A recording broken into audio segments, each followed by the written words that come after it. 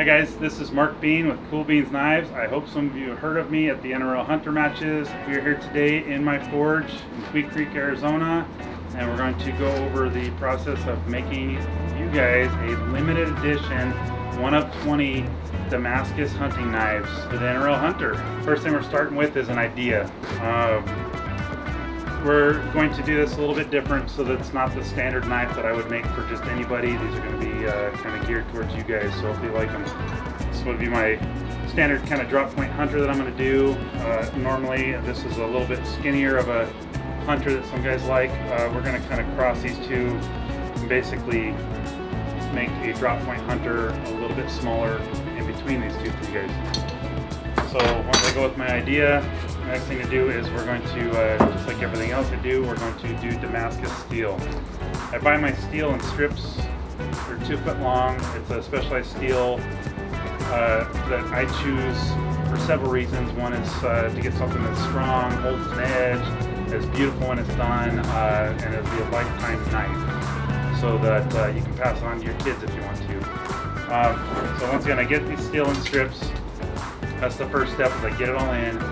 I then come over here to the chop saw, and I have prescribed lengths that I make, and I cut these down to a usable size. Once this is at a usable size, I will go through and I will clean the steel up, and it looks basically like this after it's been cleaned up, ready to go. This is 80 CRV2. The stuff that you've seen over here, this is what I call 15 and 20. They are 2 different types of steel. This is a high carbon, high wear steel. This is also a high carbon steel, but it has 2% nickel in it to give you the differences in the colors on the Damascus knife. And you'll get to see that whole process. So I'm gonna go ahead and finish getting this stuff cleaned up, stacked up, and I'll show you guys where it goes from here.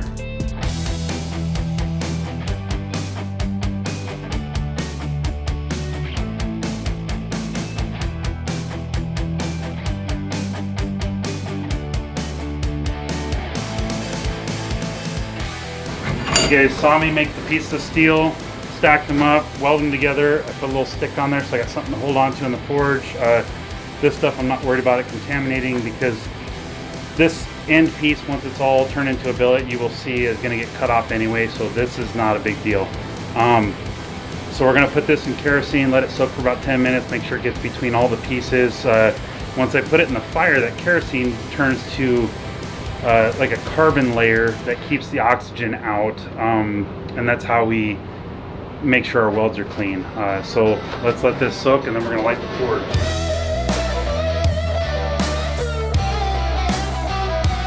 As it's sucking the heat out, you'll see it'll start to, like the top will start to get bright orange, and you'll watch the heat kind of go down in it. When it starts getting to that point where that steel starts getting red and like kind of orange colored, it's not quite ready to weld yet. I'll actually give it a quick press with my hydraulic press to kind of just squish it while it's hot, so to make sure there's no room for oxygen to get in. We don't want any air in there whatsoever, because that's what creates mill scale, and then you can't weld mill scale.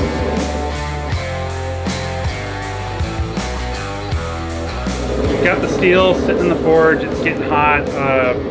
See if we can get it on the camera to see how hot that steel is. It literally looks the same color as the inside of the forge.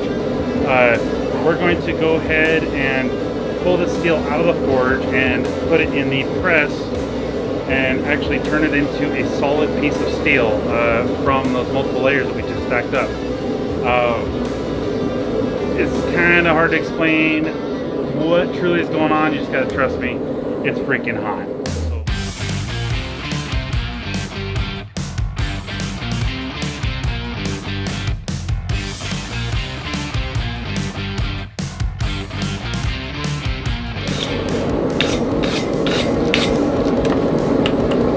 As you can see, you can still see all the layers in there, but this is truly one solid piece of steel at this point.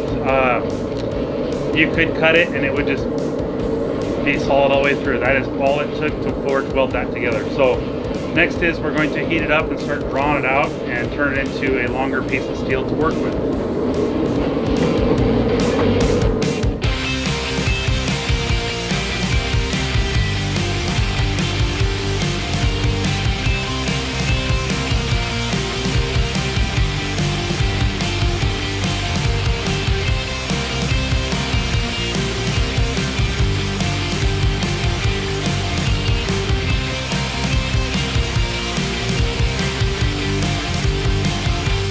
So you get a lot of people that talk about tools of the trade with anything they do. Forging and hammering while forging is no different. Good hammers are worth their weight in gold. I have custom hammers made to my likings, the weights that I want and everything. They do cost quite a bit more than your standard hammers you buy at Harbor Freight or Lowe's or anything, but these, just like the knives I make, will outlive me, and so they're awesome to have. Get into details on them, but I don't want to bore you guys too much.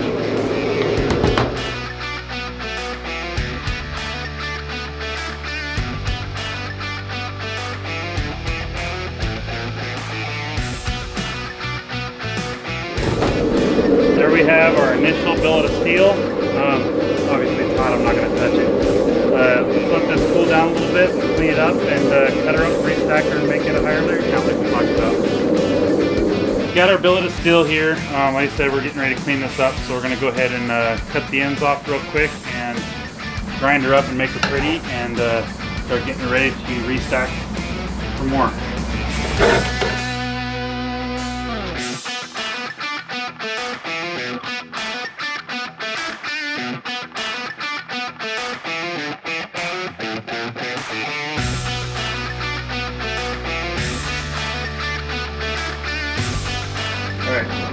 So we got ourselves a nice solid chunk of steel. We're going to go ahead and measure it out and cut it into pieces. And then I'll do the final grind on the big grinder to make sure everything's perfectly flat, so we can re-weld the stack together and reforge weld it again to give us a higher layer count, like I was talking about.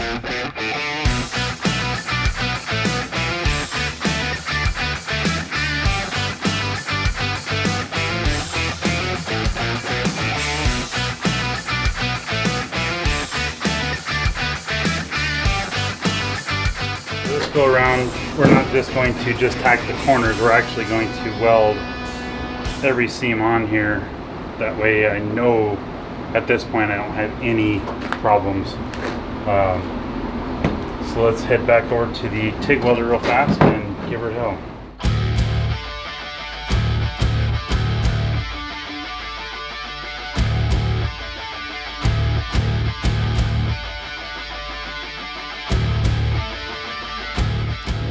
So this billet here, if you guys look at it, I cut it and it is now 5 pieces, as you can see, TIG welded together in 5 pieces. So on my notes, I started with 23 layers, now I'm times 5. I'll be able to keep my notes on what I got going on with this knife. So it should end up really pretty at around 120 layers. It should be gorgeous. So let's keep on trucking.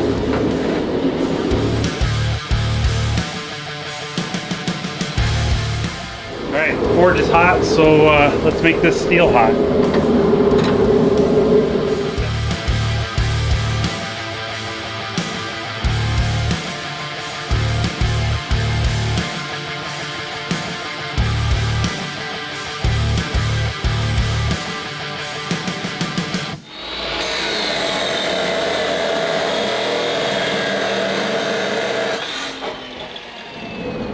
Now we're down to the size to make 1 knife, which is what we're going to do here. So we're going to go back in the fire.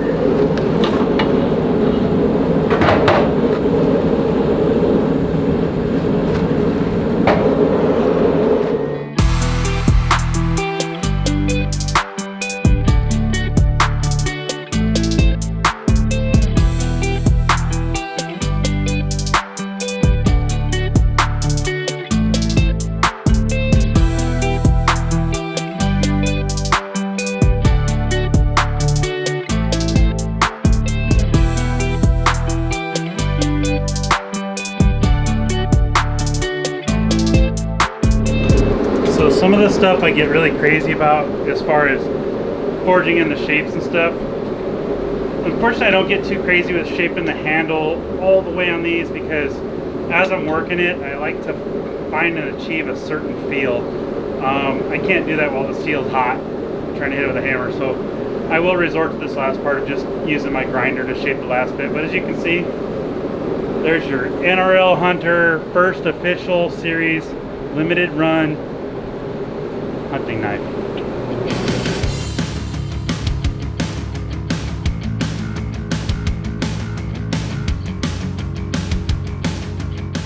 got our knife.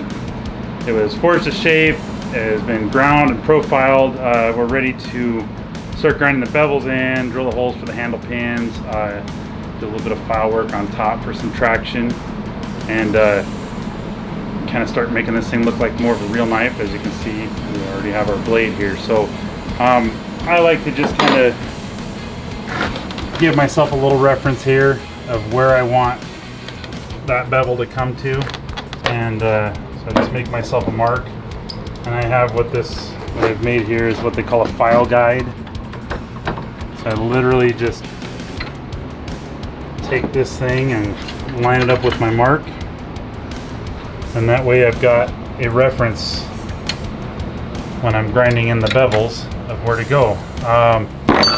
Another part of that is, any of you that may or may not have been around tooling and machinery know what blue layout fluid is.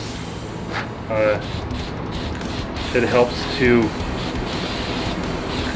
give yourself a visual reference of whatever you got going on.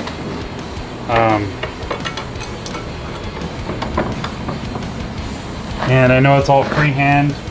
That's just the way I do everything. And I kind of just scribe myself a line down the center so that I can kind of have a reference of how much to grind on each side.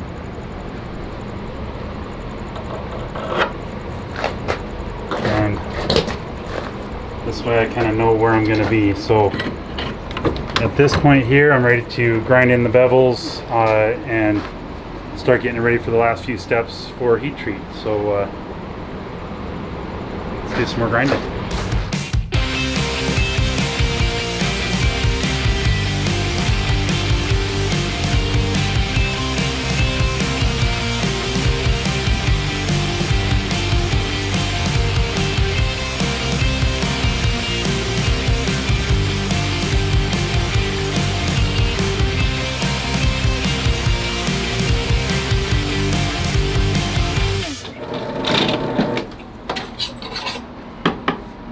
Drill bit killer stuff right there. So blade is nice and piping hot. I'm just gonna come right in here with this, and there it is, officially a Marc Bain knife. So from hitting it with that deal, I always end up with a little tiny bit of a bend to it, so I just kind of give it a little bit to straighten her out.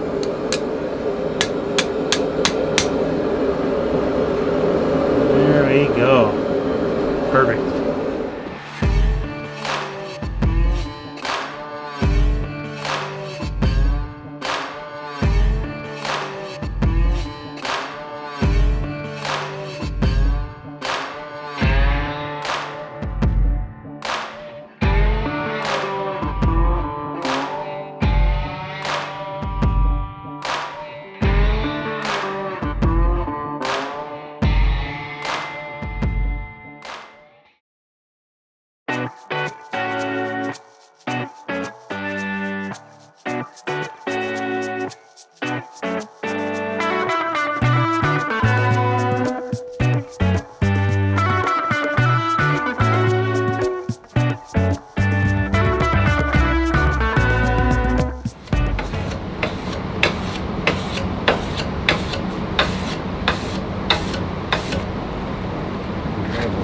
Good already.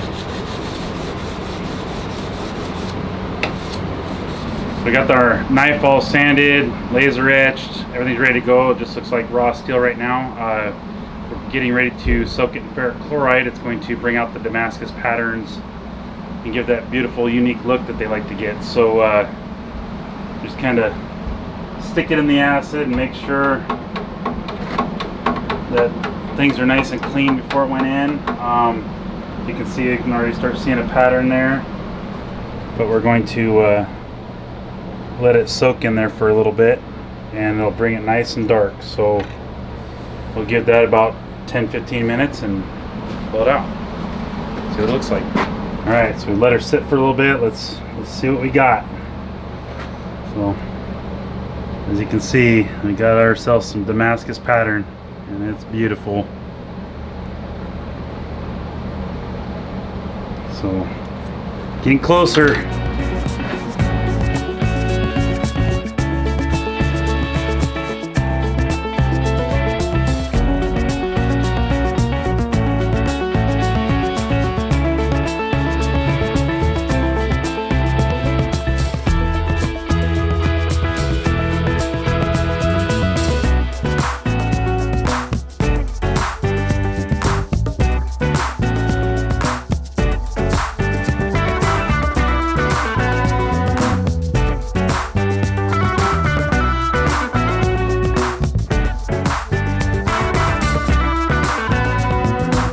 At this point, we've got the handle epoxied up, everything's pinned, blades covered. We don't want to scratch it at this point. Let's shape a handle.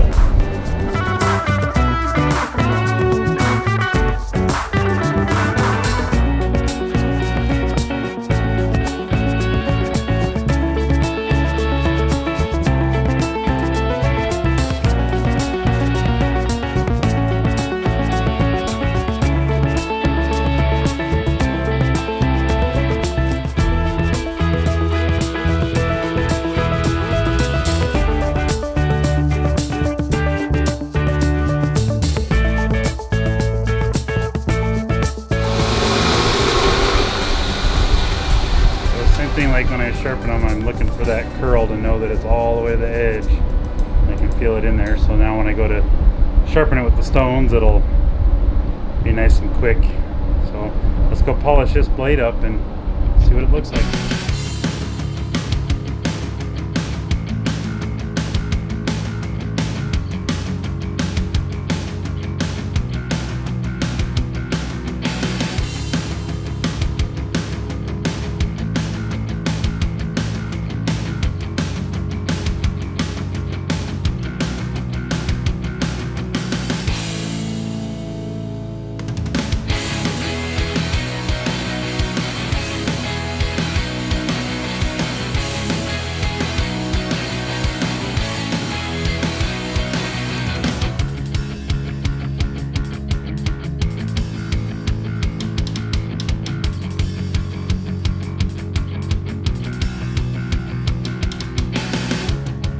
Alright guys, just a little bit about this blade. We've got her all done and wrapped up. Just wanted to kind of go over the details on it a little bit for you that would like to know. So the blade itself is 4 inches long on the cutting edge, and overall length on the entire knife is just about 8 1/4 inches. Good universal all-around camp knife slash hunting knife. Carry it with you in the backcountry type of knife. This Damascus steel is comprised of 80 CRV2 and 15 and 20 high carbon steels. This handle material is canvas micarta from our good friends over at Foundation Stocks. Done a few little details with the jimping on the back for traction, and then the way we made the handle just to universally fit you guys' hands, whether they're big or little. Definitely a thing of beauty. Don't be afraid to use them. They are made to be used. If you guys are interested in finding out more about Cool Beans Knives at the moment, check it out. Cool Beans Knives on Instagram and Facebook. Be a website coming soon. Other than that, look me up on there and send me a message, and I'll do what you need.